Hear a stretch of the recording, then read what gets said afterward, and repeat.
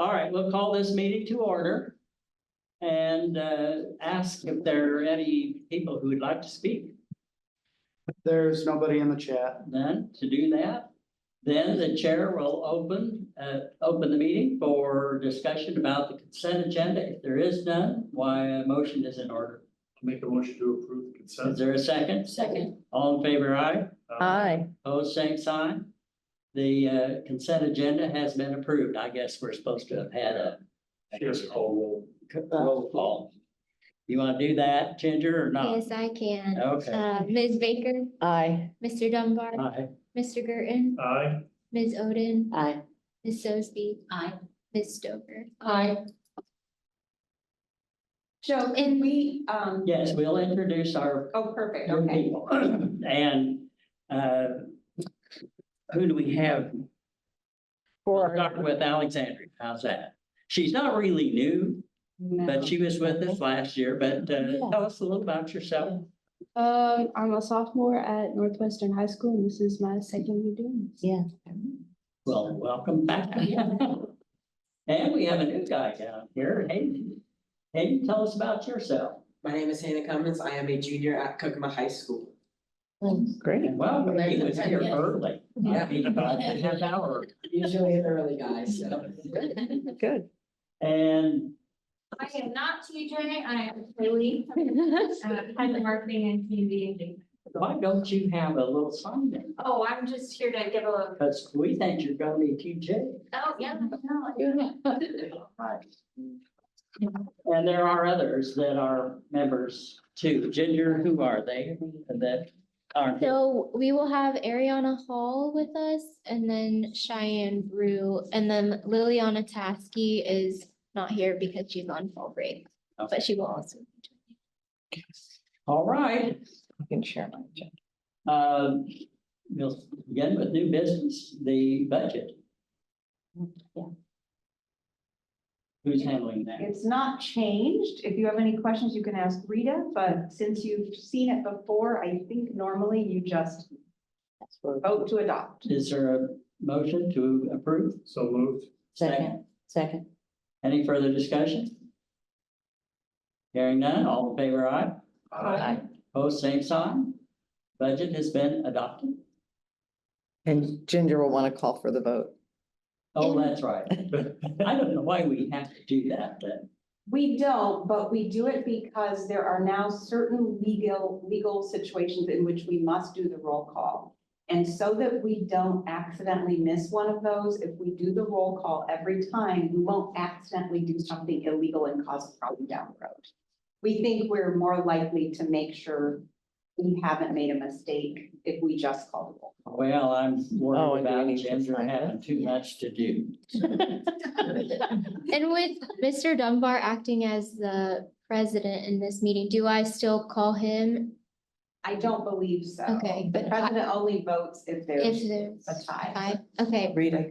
Okay, Wait a second, on On the budget last year, I had everybody sign Oh, it, okay, so for the budget then. have yes. everybody sign it, The because his other- name's on there. Oh, so got it. we're okay with that. We would ask TJ, but I'm Yes. not sure. Because that was my question, because whether I needed to put him on there or Right. not.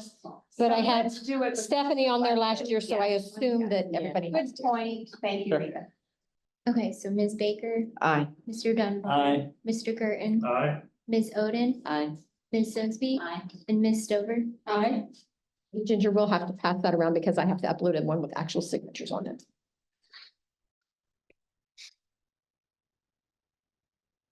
Personnel manual update.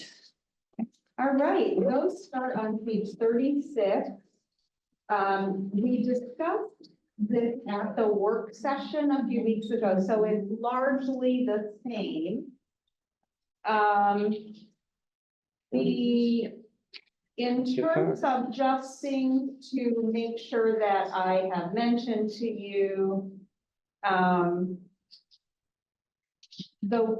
a reminder that the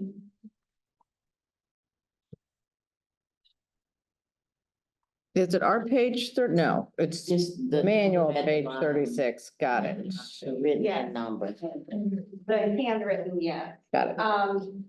So The one that probably is less intuitive is the one about earbud and headphone use. And that has to do with the fact that earbuds and headphones used to be something you could wear and still hear everything around you pretty much. And now that's not necessarily the case depending on what sort of earbud or headphone you're wearing. And so we want to make sure that our staff who are out in the stacks or in public areas are aware of like something that might be happening around them for their safety. We want to make sure of that.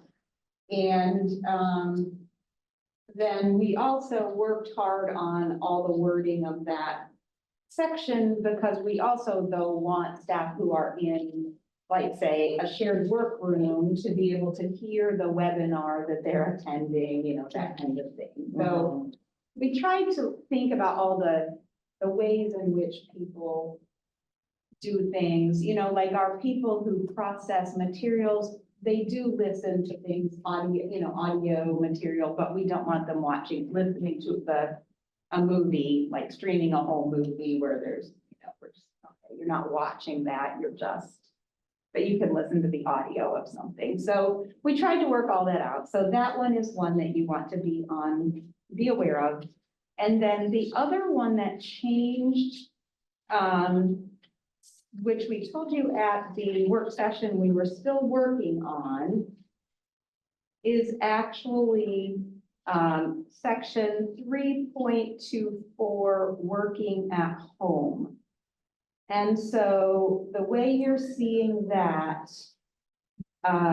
instead of requiring staff who work at home, which doesn't happen a lot here, but it does happen some with some positions, that if you're using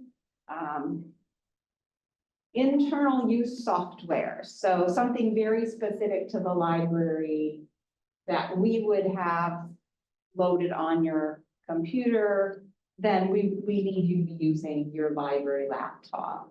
And if you're doing something like accessing files through Office 365, you can now do that from any laptop, and so, or any computer. And so we're saying that you can use your computer, your own personal devices for that, but the library, that you are not holding the library responsible to buy you your own things, to troubleshoot problems on it, to make sure it works right, or to fix it. So just a little clarity with that. Otherwise, a lot of it is cleaning up language, adding in things that are recommended by either the EEOC, for example, or that kind of thing, adding some extra information that we maybe hadn't had in before. And then there is one new benefit, which is limited tuition reimbursement, which is the very end of that section. And Christy was planning to be here and got held up at a medical appointment, so I don't believe she's probably on. Normally she would be here for a personnel manual update. So. The chair will entertain a motion to approve these policy changes. Is there a second? First, we gotta have a motion. I'll second. Who made it? I made the motion. Okay, all right. Mary, Now, the floor is open for discussion. There are several here. Hearing none. Ginger? Ms. Baker, Aye. Mr. Girton, Aye. Ms. Oden, Aye. Ms. Sosby, Aye. Ms. Stover, Aye. All of them have been approved. And the open house, this is Kaylee's. We are going to be hosting elected official open houses in November. We have 2 sessions that will essentially be identical. The goal behind these is to invite our elected officials to visit the library and take a deeper dive into the services and programs we offer that bring a lot of value to our community, but people may not know about those services or programs, or may not know a lot of information. So we're gonna give people a glimpse at what we do and the value that we bring to this community, so that people are better equipped to advocate for the library and funding, and just community support for what we do.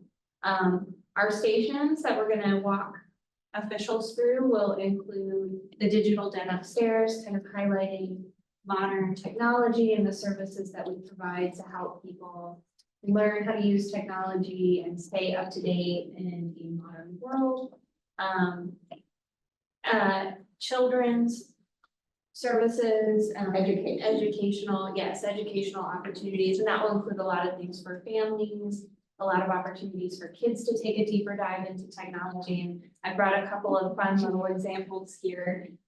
We've got some robots that kids can learn how to operate and program, virtual reality headsets. I personally don't really know how to use these things myself, so I might benefit from going to that. But we're gonna have a lot of hands-on opportunities for people to learn a little bit more about what we offer, rather than, you just kind of hear what we do. You're actually gonna see it, get your hands involved in it. We're gonna have a station on community partnerships, and there's a lot. It was quite a long list when we sat down to come up with that. And then a station focused on wellness, and that will include both physical wellness with programs like Jobs Alive and the walking group out in Rushville, but also mental wellness with our mental health clinic, services like that, and partnerships with the Prevent Suicide Coalition. Again, the whole goal here is we want elected officials to feel really confident when it comes time to support what we do, and hopefully answer any questions that they might have. So we've sent out invitations to state and local elected officials, state representatives for the area, local council members and commissioners. So we're really hoping for school boards, yeah. Have we gotten, what's our response? We're working on getting people to nail down. Yeah, not very big. Okay. So we first sent out physical invitations, which I think are probably sitting in mailboxes at the various places that they serve. And then, so Ginger sent out email invitations, maybe That was a week and a half ago or Wednesday. something. And so we've started hearing back. So we now have stuff, and for a long time, we had one person signed up. That was worrisome. So now we have maybe 8 or something. And it's not, what are the dates? November 12th and November 21st, both are here at Maine and from 4 to 5:30 p.m. But a 30-minute commitment for them, we're saying on the invitation. Right. And I think I had signed up to attend one of those, and I don't have it on my calendar, I've so. got you for the 12th. That's okay, good. Good. Yeah. I will add that. So we'll make sure that those of you who are agreeing to come and attend for the reception at the end, we'll make sure that we get that on your calendars, get that information to you. At the end of those stations, we will have that reception so that they can mingle with board members and they can mingle with staff, and we just answering questions. Do you think that the election is complicating your response? We intentionally worked with officials who are either in office or running for office or both, to find dates that would work for them. And so we intentionally set these dates after the election so that it didn't conflict with. And some of you elected, they. Exactly, yeah, and that very well could happen, or they may decide this isn't a good fit for them, they don't get elected. Well, thank you, Caitlin. We appreciate your work on that, and glad to have others ask questions if they have them. Oh, will there be, assuming that's, maybe there's a bit of change in who gets elected, that's not an incumbent, are we gonna reach out to the new individual the new representatives to invite them? We can watch that and see if anybody new gets elected. I mean, it would be short notice, Yeah. but we can do that. And somebody brand new might be, very eager to attend. So Ginger, I'll ask you to help us make sure we do that and double check our lists. And this is by invite only, right? Yes, and we invited all the boards that, all the places that appoint you, plus, a couple of employees at a couple of those places who we know communicate a lot with the elected officials, plus, the city council, mayor, and our state representative. Well, I asked because, I knew with elected officials here, I didn't want, or didn't know that one group would try to show up that's, so they could talk to elected officials or whatever. You wouldn't know about it Okay. unless you get Okay, it. that's what I kind of wondered. Okay. I mean, I don't, unless somebody tells them, you know what I mean? But And we're not publicizing it outside of sending the direct invitations. I suppose it's possible. I haven't looked at Communico to make sure it's They're private. private. Okay, good. Just checking. Any other comments? Hearing none, the chair is open for new business if there is. Oh, wait, we missed an agenda item. We need to go back to the request for partial closures. Okay, you want to tell us about that? Yes, I do. Actually, I also have Susan Cobb here, who knows more about it than I do, but I will introduce it, and then if you have questions, Susan is the person to answer those. So Susan and Doug have been working with a representative from the Department of Homeland Security to come and do training for our staff on active aggressor situations. And so they will be doing that at Maine and at South.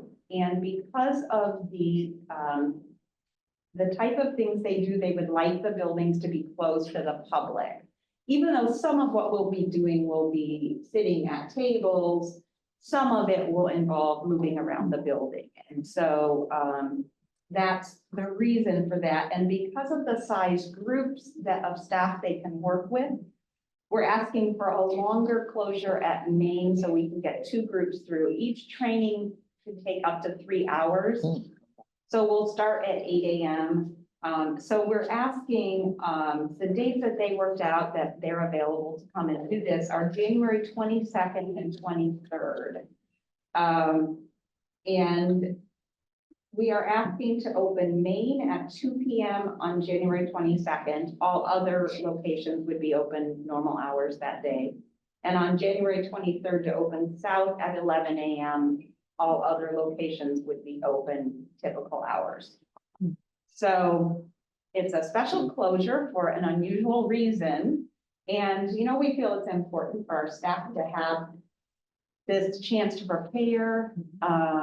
And we are also looking at what we could do to, in case it's upsetting to staff or stressful, to see what we could have available also for staff after they've gone through or while they're going through the training, if they're brave, that kind of thing. So. So that's, it's not ideal timing in terms of Martin Luther King Day. But again, it's not all locations and it's not a whole day anywhere. So, Staff will be going over to South Bend and somebody else taking their spots. Brucheville will probably, they may split up, because neither one is going to be their location. The same is true of our annex staff, our bookmobile staff, they'll go to another location. So, yeah, and I believe it's I didn't look at this. Is it a Wednesday, Thursday, or a Thursday, Friday? Wednesday, Thursday. So the Brucheville staff, Brucheville is closed on Wednesday, so in that case, they probably will go to Maine on Wednesday with. Well, and the idea behind it too is gonna be more so a tabletop exercise.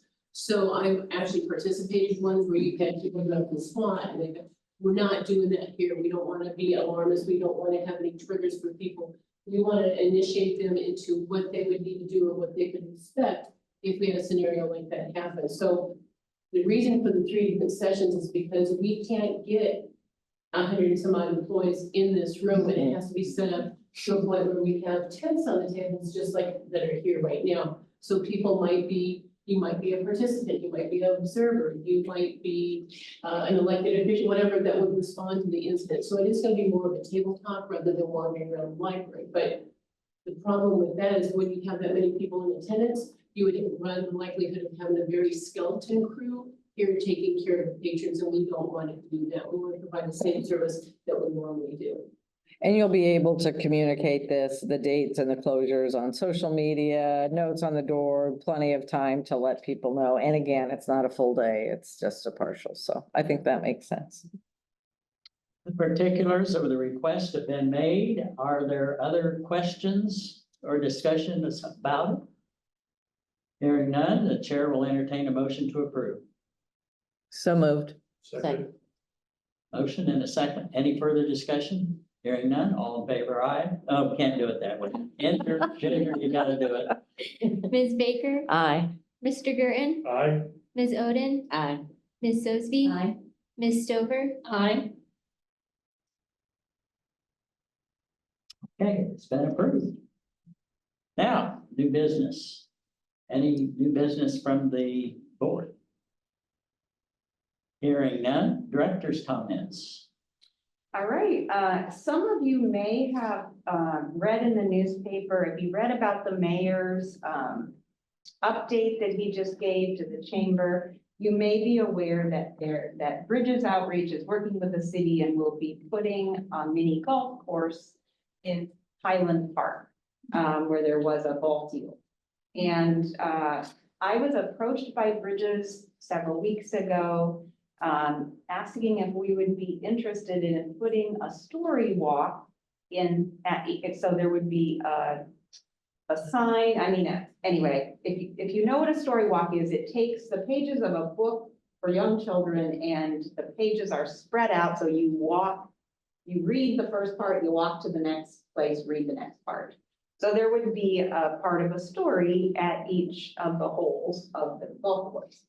And so I looked into it and we had people who moved very quickly.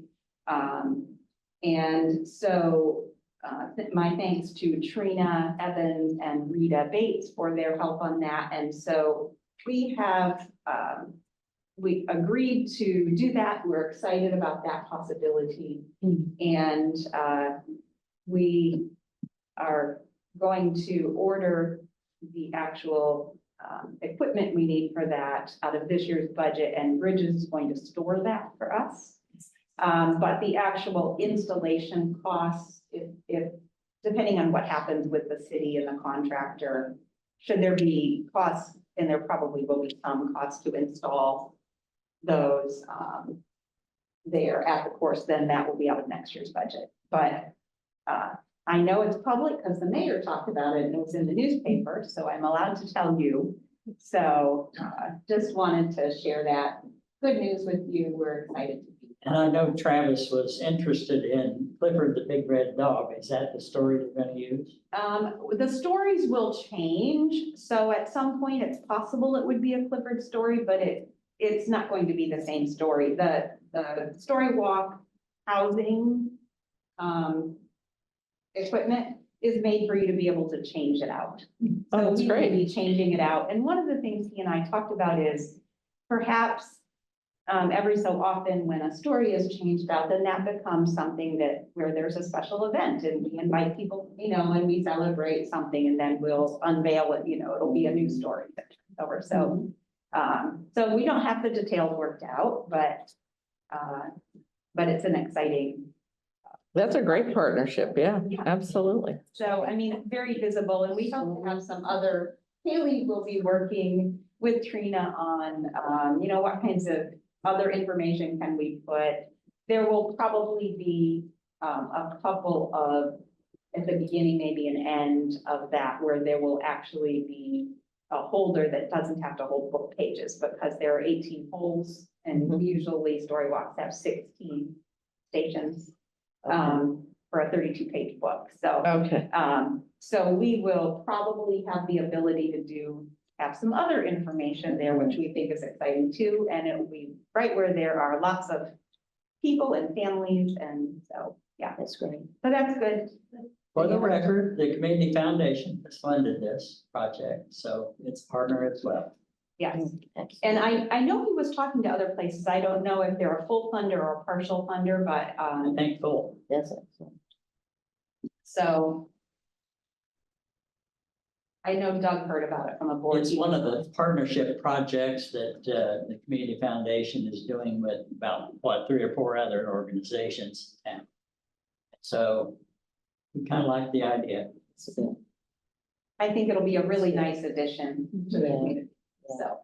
So I wanted to mention that, and I don't have anything else for you unless you have questions for me, or unless I, forgot something, in which case I'll email you. If there are no further questions, why, by consent, we will be adjourned